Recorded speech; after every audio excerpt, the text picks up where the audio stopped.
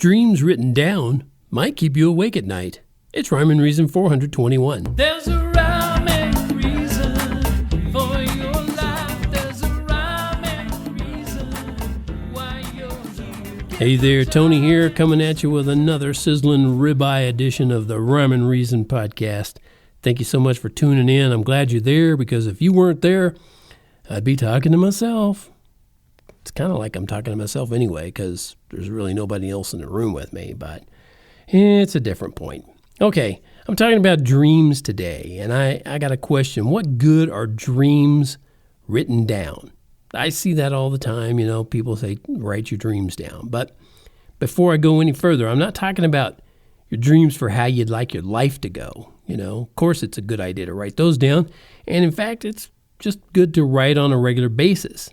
But that's really for another time and different topic of discussion. Because right now, I'm talking about dreams that you dream when you're asleep. You know, those dreams. Are those dreams written down? Is that a good idea? My answer, no. Unless, well, I'll get to that. If your dreams written down lead you to superstition, stop writing them down. Okay? Over the years, I've seen lots of people say it's good to write down what you dreamed about when you first wake up. You know, you wake up, you sit up, that dream's fresh in your brain, get your notebook, little pad or something that you left on your nightstand next to you, pick it up, write it down, and get it down there. Get as quickly as you can. And, you know, there's nothing inherently evil or wrong about that, but it can lead you somewhere dark. No pun intended. Or did you even detect one? Okay, it's really weird how many people think dreams actually mean something. But unless you're one of those people in the Bible who was contacted by God, you know, in a dream, your dreams aren't really real stuff. They're just not. I'm sorry to have to tell you that. They're just your brain processing tons and tons of information in a random way. That's how it works. It's not connecting dots, and really it's probably more like disconnecting dots. And then it's serving them up on your brain's projector, you might say, you know, on the backs of your eyelids. Maybe that's where you're watching it. Now, there's plenty of websites where they give you a list of 3 or 5 or 7 or even more reasons to write down your dreams. And I encourage you not to dwell on them except for one reason. Want to know what it is? Okay, I'll tell you next time.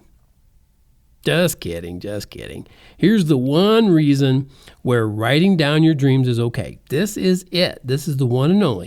If and when, and only if and when, the story helps you creatively serve others with your writing.